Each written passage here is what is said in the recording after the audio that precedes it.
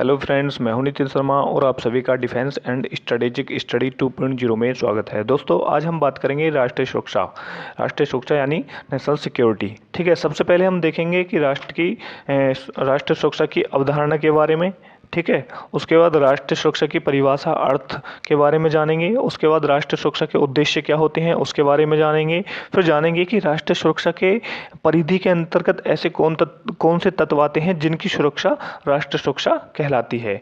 ठीक है, तो सबसे पहले जो हमारी चैनल पर नए हैं वो हमारे चैनल को सब्सक्राइब करें, वीडियो को लाइक करें, शेयर करें और बेल आइकन दबाना ना भूलें ताकि जो आने वाली वीडियो हैं वो सभी आप तक पहुंचती रहें। तो दोस्तों, सबसे पहले हम बात करेंगे नेशनल सिक्योरिटी की अवधारणा के बारे में। ठीक, तो जब हम राष्ट्रीय सुरक्षा की बात करते हैं तो आज के समय में क्या है कि कोई भी राष्ट्र सुरक्षा व्यवस्था के अभाव में अपने देश की अखंडता तथा शांतिपूर्ण ढंग से बहुमुखी विकास नहीं कर सकता है। ठीक है, तो जब हम राष्ट्रीय सुरक्षा की बात करते हैं तो उसमें एकता, अखंडता, संप्रभुता की रक्षा करना हमारी राष्ट्रीय सुरक्षा के प्रमुख दायित्व होते हैं। ठीक है, तो एकता की जब हम बात करें तो एकता क्या है, जब हमारा कोई भी राष्ट्र किसी विपत्ति में पड़ जाता है, ठीक है, उस समय हमारी जो जनता है वो एक सूत्र है उसमें बंधकर कार्य करती है, तो उसको हम राष्ट्र की एकता कहते हैं। अखंडता का मतलब क्या है कि अगर कोई शत्रु हमारी क्षेत्रीय अखंडता को छिन्न भिन्न करना चाहता है, जैसे कि हमारे जो भारत की बात करें तो भारत विरोधी ऐसे बहुत सारे तत्व हैं जो भारत को लगातार तोड़ने की कोशिश कर रहे हैं। ठीक है, पूर्वोत्तर राज्य हैं उनको तोड़ने की लगातार कोशिश की जाती है। तमिलनाडु है, उसमें भाषा के द्वारा अपने भाषा के आधार पर एक राज्य अलग स्थापित करने की मांग की जाती है। तो ये क्या है, ये भारत की अखंडता को छिन्न भिन्न करने या भारत की अखंडता को चुनौती देने का कार्य कर रहे हैं। ठीक है, और जब एक राष्ट्र इस अखंडता को बनाए रखना या एक सूत्र में बांधने की क्षमता रखता है तो उसको हम क्षेत्रीय अखंडता की रक्षा कहते हैं। ठीक है, संप्रभुता का मतलब होता है कि कोई भी सरकार अपने निर्णय उस क्षेत्र जो हमारा क्षेत्रफल है उसमें अपने निर्णय लेने में स्वतंत्र हो, कोई भी बाहरी तत्व या बाहरी जो सरकार है उसका इंटरफेयर ना हो। तो ये क्या है, हमारी संप्रभुता है कि जब हम एक राष्ट्रीय सुरक्षा की बात करें तो एकता, अखंडता और संप्रभुता की रक्षा करना ही राष्ट्रीय सुरक्षा के अंतर्गत या प्राथमिक उद्देश्य होते हैं। ठीक है, तो राष्ट्रीय सुरक्षा क्या है, दूसरे में बताया है कि राष्ट्रीय सुरक्षा एक स्थिर दशा नहीं है। राष्ट्रीय सुरक्षा क्या है, स्थिर दशा नहीं है, लगातार परिवर्तन होती रहती है, लगातार बदलती रहती है। ठीक है, समय के साथ साथ जैसे जैसे समय बदलता जाता है वैसे वैसे राष्ट्रीय सुरक्षा और राष्ट्रीय सुरक्षा के जो आयाम है वो बदलते जाते हैं। ठीक है, आगे है राष्ट्रीय सुरक्षा एक व्यापक अवधारणा है। राष्ट्रीय सुरक्षा एक व्यापक अवधारणा है क्योंकि हम राष्ट्रीय सुरक्षा को केवल एक सैन्य शक्ति के द्वारा अपने राष्ट्र की रक्षा करना ही सुरक्षा नहीं मान सकते हैं। राष्ट्रीय सुरक्षा के अंतर्गत हम राष्ट्र की संपत्ति, अर्थव्यवस्था, आदर्श, नैतिक मूल्य, एकता, अखंडता, संस्कृति आदि सभी की सुरक्षा क्या है, हमारी राष्ट्रीय सुरक्षा का उत्तरदायित्व है। ठीक है, तो हम केवल राष्ट्रीय सुरक्षा को सैन्य शक्ति के आधार पर सुरक्षित या डिफाइन नहीं कर सकते हैं। ठीक है, राष्ट्रीय सुरक्षा क्या है, जो राष्ट्र के अंदर सभी आंतरिक बाह्य मूल्य हैं, ठीक है, उनकी रक्षा करना, ठीक है, और अपने राष्ट्र को बाहरी रूप से बचाने की कोशिश करना, ठीक है, वो राष्ट्रीय सुरक्षा के अंतर्गत आता है। इसलिए हम राष्ट्रीय सुरक्षा को एक व्यापक अवधारणा के अंतर्गत रखते हैं। ठीक, आगे है राष्ट्रीय सुरक्षा एक परिवर्तन एवं गत्यात्मक अवधारणा है, यानी जो राष्ट्रीय सुरक्षा है वो परिवर्तनशील है और लगातार गतिमान रहती है। ठीक है, तो राष्ट्रीय सुरक्षा क्या है, लगातार परिवर्तन और गत्यात्मक अवधारणा है क्योंकि यह समय के साथ साथ बदलती रहती है। ठीक है, फिर आगे हम बात करते हैं रक्षा या प्रतिरक्षा राष्ट्र सुरक्षा का अंग मात्र होती है। यानी जब हम बहुत से विद्वान क्या है, राष्ट्रीय सुरक्षा और रक्षा को कोई भी अंतर नहीं बताते हैं, इनका एक ही अर्थ बताते हैं, लेकिन ऐसा नहीं है। राष्ट्रीय सुरक्षा और राष्ट्रीय रक्षा में अंतर है। ठीक है, राष्ट्रीय सुरक्षा क्या है, जब हम किसी राष्ट्र की बाह्य और आंतरिक मूल्यों को बचाने की कोशिश करते हैं, ठीक है, या उसकी रक्षा करते हैं तो वो क्या है, राष्ट्रीय सुरक्षा कहलाती है। लेकिन राष्ट्रीय सुरक्षा के जब हम राष्ट्रीय सुरक्षा की बात करते हैं और उसमें कोई व्यवधान उत्पन्न होता है, कोई समस्या उत्पन्न होती है, या हम अगर बात करें कि भारत कि जो राष्ट्रीय सुरक्षा है उसमें जो व्यवधान उत्पन्न पैदा करता है, ठीक है, व्यवधान जो पैदा करता है, समस्या पैदा करता है, चुनौतियां देता है, खतरा पैदा करता है, तो वो आतंकवाद है, ठीक है। तो आतंकवाद से निपटने के लिए जो भी हम कार्रवाई करेंगे, ठीक है, वो क्या है, वो रक्षा कहलाती है, ठीक है। यानी सुरक्षा के मध्य या सुरक्षा के मार्ग में आने वाली जितनी भी समस्याएं हैं उनसे निपटने का कार्य रक्षा के द्वारा किया जाता है, ठीक है। हम सुरक्षा के बारे में जानेंगे कि सुरक्षा क्या है, ठीक है, इसका जो सुरक्षा शब्द है उसका अर्थ क्या है, ठीक है, और ये किस प्रकार आधारित किया गया है। सिक्योरिटी शब्द अंग्रेजी भाषा के सिक्योर शब्द से बना है, जिसकी रचना लैटिन भाषा के साइना शब्द से हुई है, जिसका अर्थ है विदाउट या बगैर, ठीक है। दूसरा है साइना प्लस क्यूरा से बना है, तो क्यूरा का अर्थ है केयर या बिना परवाह से, ठीक है, जिसका अर्थ होता है बिना परवाह के राष्ट्र की सुरक्षा करना। यानी जब हमारे पास किसी राष्ट्र की क्षमता अगर इतनी है कि वह किसी बिना परवाह के अपनी राष्ट्र की रक्षा कर सकता है, सुरक्षा कर सकता है, तो उसको हम राष्ट्रीय सुरक्षा कहते हैं। आगे हम बात करें राष्ट्रीय सुरक्षा का अर्थ क्या है, तो प्रादेशिक अखंडता, एकता, संप्रभुता एवं जनता के जीवन और उसकी संपत्ति को अक्षुण्ण बनाए रखना एक राष्ट्र की सुरक्षा कहलाता है, ठीक है। राष्ट्रीय सुरक्षा का अर्थ क्या है, प्रादेशिक एकता, अखंडता, संप्रभुता एवं जनता के जीवन और उसकी संपत्ति की अक्षुण्ण, संपत्ति को यानी जो अक्षुण्ण की बात करते हैं कि उसको भिन्न भिन्न छिन्न भिन्न नहीं होने देना है, टूटने नहीं देना है, उसको बनाए रखना है, ठीक है। तो ये क्या है, राष्ट्रीय सुरक्षा का अर्थ कहलाता है। रक्षा क्या है, रक्षा सुरक्षा का अंग मात्र है। जैसे मैं ऊपर बता चुका हूँ कि रक्षा क्या है, सुरक्षा का अंग मात्र है। रक्षा का प्रयोग सुरक्षा के मध्य उत्पन्न समस्याओं और खतरों का सामना कर उनको नष्ट करने के लिए किया जाता है। जैसे मैंने अभी बताया है कि जो हमारी जो राष्ट्रीय सुरक्षा है उसके मध्य या उसके मार्ग में कोई भी अगर समस्या या खतरा पैदा होता है तो उसको नष्ट कर समाप्त करने का कार्य क्या क्या है, रक्षा का होता है, ठीक है। रक्षा और सुरक्षा में यही अंतर है। आगे हम जानेंगे कि सुरक्षा क्या है, निरंतर चलने वाली प्रक्रिया है। जैसे मैं अभी पीछे बताया हूँ कि गत्यात्मक अवधारणा है और व्यापक अवधारणा है, निरंतर परिवर्तनशील है। तो उसी प्रकार निरंतर चलने वाली प्रक्रिया है, इसको हम बीच में नहीं रोक सकते हैं, ठीक है।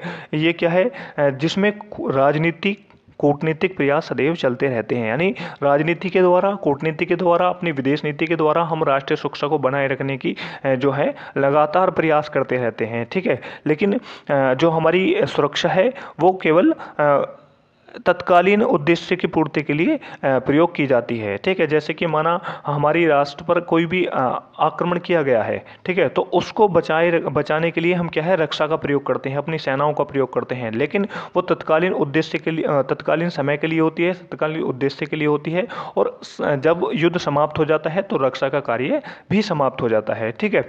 आगे देखते हैं, राष्ट्रीय जो सुरक्षा है केवल संभावित राष्ट्रीय सुरक्षा केवल संभावित शत्रुओं के सशस्त्र आक्रमण के विरुद्ध सुरक्षा की समस्या तक सीमित नहीं है। यानी जो राष्ट्रीय सुरक्षा है वो शत्रु के द्वारा जो आक्रमण किया गया है उसके लिए ही सीमित नहीं है, बल्कि इसके अंतर्गत राष्ट्र में विद्यमान, ठीक है, आंतरिक खतरे शामिल हैं जो राष्ट्र की सुरक्षा को चुनौती देते हैं, ठीक है।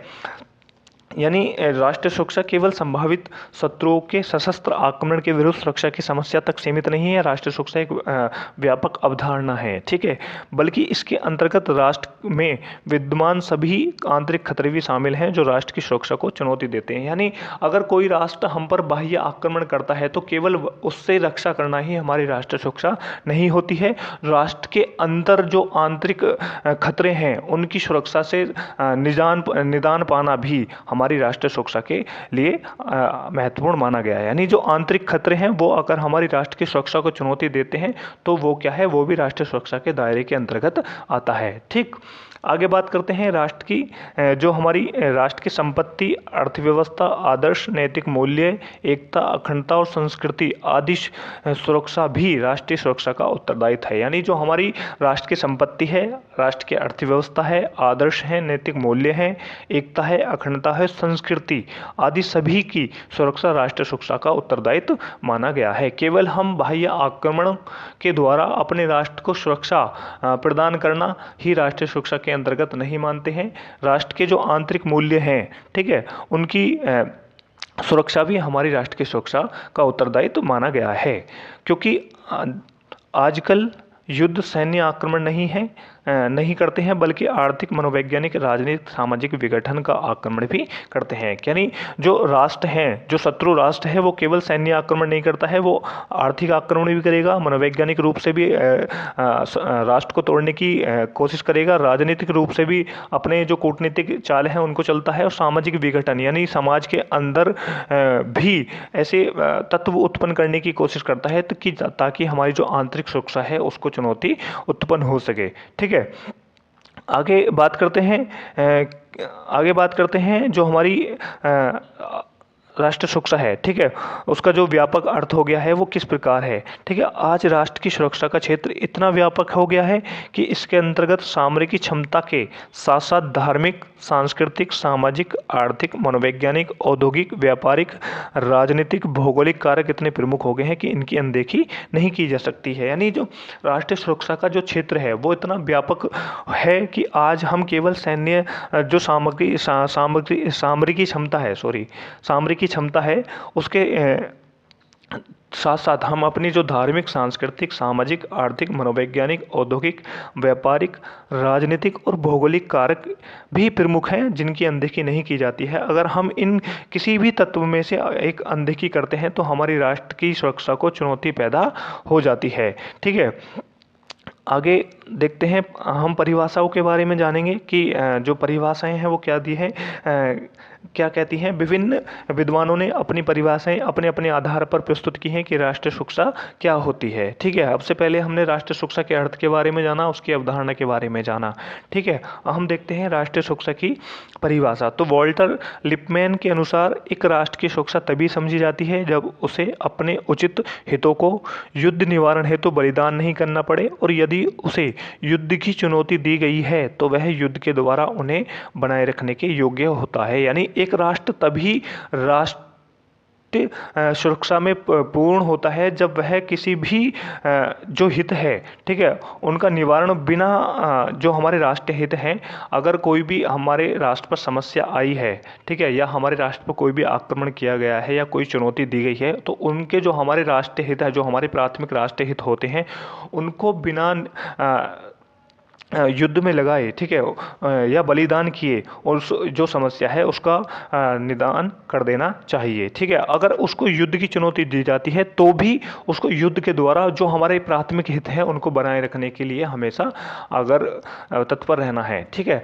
अगर यही क्षमता उस राष्ट्र के पास है तो एक राष्ट्र सुरक्षित राष्ट्र कहलाता है। ठीक है, दूसरा है मार्टिन बर्कोविट्स के अनुसार राष्ट्रीय सुरक्षा किसी राष्ट्र की वह क्षमता है जिसके द्वारा वह बाह्य आक्रमण के विरुद्ध अपने आंतरिक मूल्यों को बचाने की कोशिश करता है। यानी राष्ट्रीय सुरक्षा किसी राष्ट्र की उस क्षमता को कहते हैं जिसके द्वारा वह बाह्य आक्रमण यानी बाहर के आक्रमण के द्वारा जो हमारे आंतरिक मूल्य हैं, आंतरिक मूल्य कौन कौन से हैं हमारे, जैसे कि अभी मैंने बताया है कि हमारी जो हमारी राष्ट्र की संपत्ति है, अर्थव्यवस्था है, एकता, अखंडता, संस्कृति, ये क्या है, हमारे राष्ट्र के आंतरिक मूल्य हैं। ठीक है, इनको बचाने की हर प्रकार की जो कोशिश है, ठीक है, या जो हमारी उस राष्ट्र की क्षमता है वो क्या है, राष्ट्रीय सुरक्षा कहलाती है। दूसरी है रॉबर्ट मैकनमारा के द्वारा डेफिनेशन दी गई है, परिभाषा दी है। उन्होंने बताया है सुरक्षा का अर्थ विकास है, सैनिक साजो सामान की प्राप्ति नहीं, क्योंकि बिना विकास के कोई सुरक्षा संभव नहीं है। यानी रॉबर्ट मैकनमारा क्या कहते हैं कि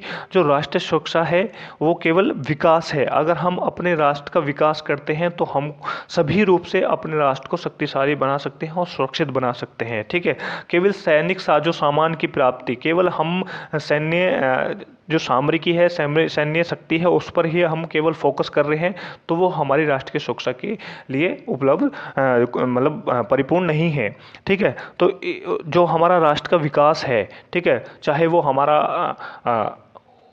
इंफ्रास्ट्रक्चर हो, औद्योगिक कल कारखाने हों, ठीक है, सड़क हो, रेलवे लाइंस हों, ठीक है, एयरपोर्ट्स हों, और हमारा जो औद्योगिक संस्थाएं हैं वो हों, अगर हमारे पास हमारे देश में ये चीज़ डेवलप नहीं है और हम केवल सैनिक साजो सामान पर अपना पूरा फोकस करते हैं तो हम एक राष्ट्र को सुरक्षित राष्ट्र नहीं बना सकते हैं, क्योंकि जो हमारी आंतरिक मूल्य हैं वो गड़बड़ाने लगते हैं। ठीक है, आगे हम बात करेंगे राष्ट्रीय सुरक्षा के उद्देश्य क्या होते हैं।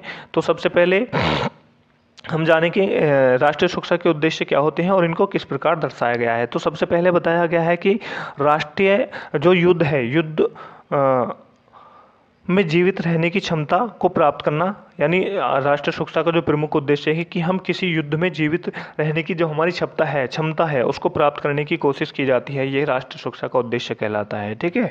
दूसरा है कि राष्ट्रीय सुरक्षा देश के लिए विनाशक एवं भयंकर युद्धों को रोकने की क्षमता को अर्जित करना है। यानी राष्ट्रीय सुरक्षा का उद्देश्य क्या है, जो हमारे ऊपर विनाशक एवं भयंकर युद्ध या आक्रमण किए जाते हैं उनको रोकने की जो क्षमता को प्राप्त करना राष्ट्रीय सुरक्षा का उद्देश्य कहलाता है। ठीक है।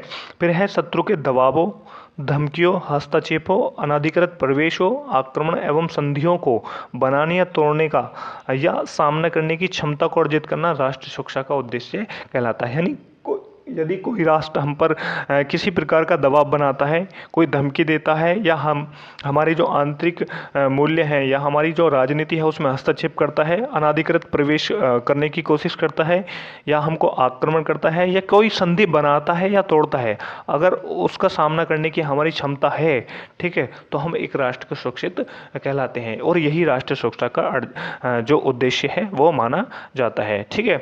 आगे बताया है नंबर 4 में, राष्ट्रीय सुरक्षा संप्रभुता, एकता, अखंडता की रक्षा करना और उसको अक्षुण्ण बनाए रखने की क्षमता को अर्जित करना है। यानी राष्ट्रीय सुरक्षा का उद्देश्य क्या है, हमारी राष्ट्रीय संप्रभुता, एकता, अखंडता की रक्षा करना और उसको अक्षुण्ण बनाए रखना राष्ट्रीय सुरक्षा की जो उद्देश्य है वो कहलाता है। ठीक है।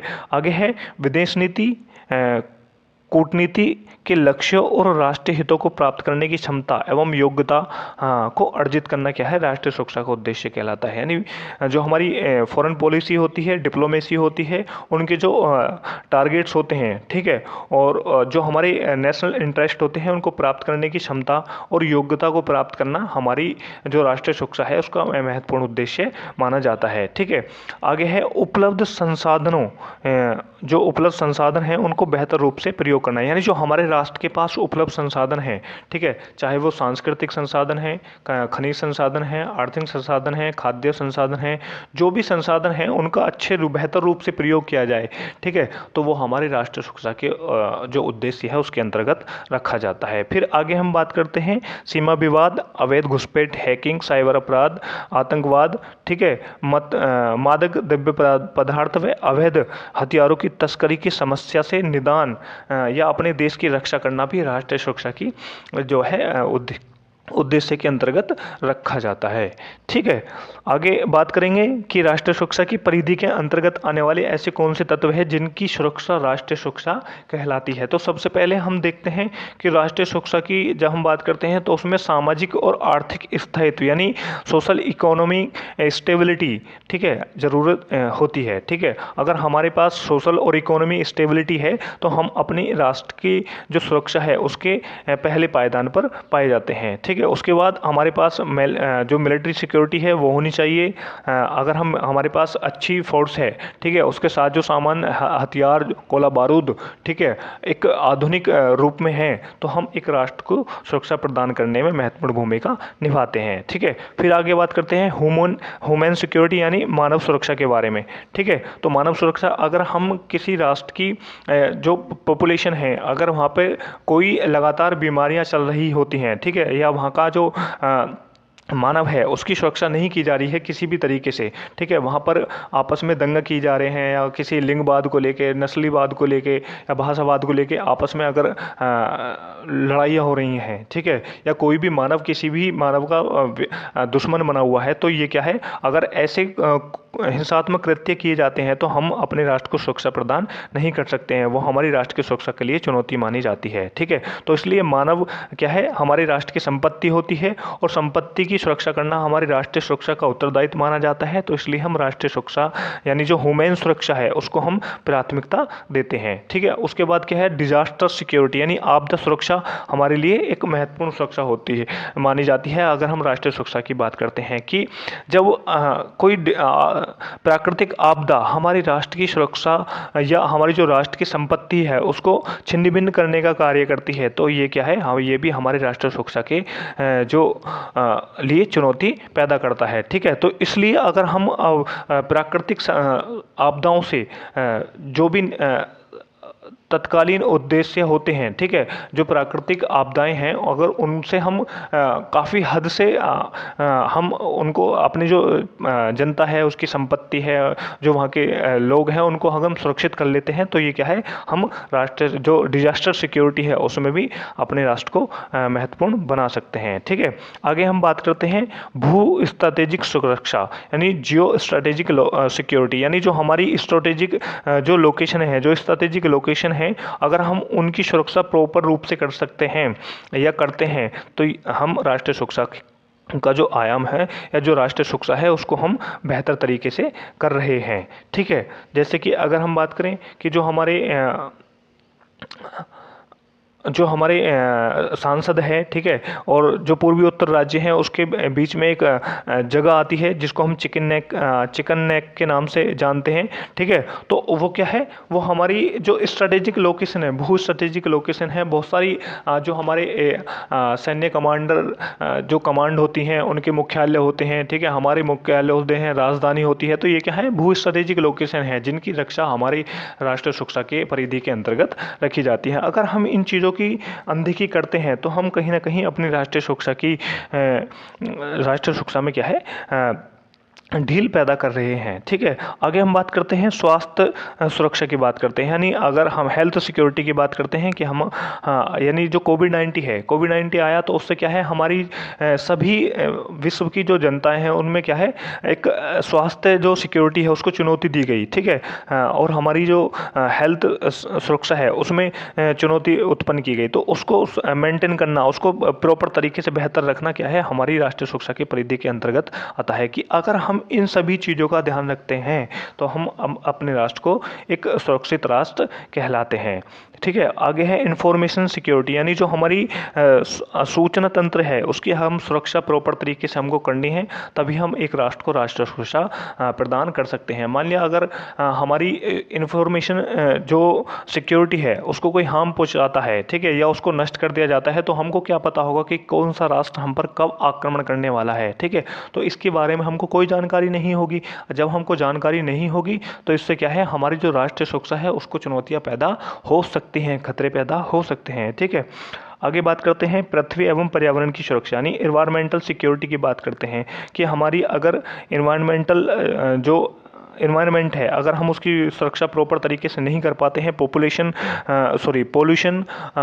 अगर इतना बढ़ जाता है कि उससे बीमारियां और खतरा पैदा होते हैं, तो इससे क्या है, हमारी राष्ट्र की संपत्ति, जनता और जनसंख्या पर जो परेशानियां उत्पन्न होती हैं, और इससे क्या है, हमारी जो आंतरिक सिक्योरिटी है उसको हम चुनौती पैदा होती है, और उससे निजात पाने के लिए क्या है, हम जो हमारी इन्वायरमेंटल सिक्योरिटी है उस पर हम विशेषकर ध्यान देते हैं। उसके बाद आता है हमारी इकोनॉमी सिक्योरिटी, यानी जो हमारा ट्रेड है जिसके द्वारा हम आर्थिक रूप से, यानी जो अर्थव्यवस्था है उसको प्रॉपर तरीके से इस्टेब्लिश करते हैं, ठीक है, उसको बनाए रखने की कोशिश करते हैं। अगर उस पर कोई चुनौती दी जाती है या उसके सामने कोई समस्या आती है तो ये क्या है, हमारी राष्ट्रीय सुरक्षा के लिए हानिकारक हो सकता है, ठीक है। तो इसलिए एक क्या है, राष्ट्रीय सुरक्षा के लिए हमारी जो आर्थिक सुरक्षा है वो भी ज़रूरी है, ठीक है। फिर हम बात करते हैं कल्चर सिक्योरिटी, यानी हमारी जो संस्कृति है, अगर उस पर कोई खतरा पैदा होता है या उस पर कोई आँच आती है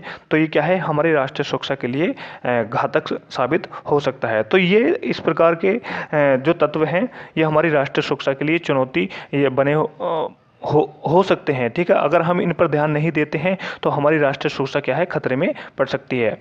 आगे बताया है कि जो सीमा सुरक्षा है, बॉर्डर सिक्योरिटी भी हमारी राष्ट्रीय सुरक्षा की परिधि के अंतर्गत आता है कि हम अगर अपनी जो सीमा रेखाएं हैं उनकी सुरक्षा नहीं करते हैं तो हमारा राष्ट्र सुरक्षित नहीं रह सकता है। कोई भी हमारी राष्ट्र की सीमाओं के अंतर्गत आ सकता है और उस पर हमारी जो राष्ट्र की क्षेत्र है उस पर अपने जो है कब्जा कर सकता है। फिर आगे फूड सिक्योरिटी की बात करते हैं, जो हमारे खाद्य पदार्थ हैं उनकी सुरक्षा किस प्रकार की जाती है, ठीक है, और उनकी जो सुरक्षा है वो भी हमारी राष्ट्रीय सुरक्षा की परिधि के अंतर्गत आता है। यानी जो हमारे खाद्य पदार्थ हैं उनकी अगर हम सुरक्षा नहीं करते हैं तो हमारी जो जनता है उसके लिए जो खाने पीने की साजो सामान है वो प्रॉपर तरीके से नहीं हो पाएगा, और जब जो जनता है वहाँ की जनता को खाना नहीं मिलेगा तो भुखमरी जैसी जो है चीज़ें उत्पन्न होती हैं, और उससे क्या है, राष्ट्र में क्या है, विद्रोह की भावना पैदा होती है, जो ये उदाहरण है 1789 की जो फ्रांस की क्रांति है उसके आधार पर हम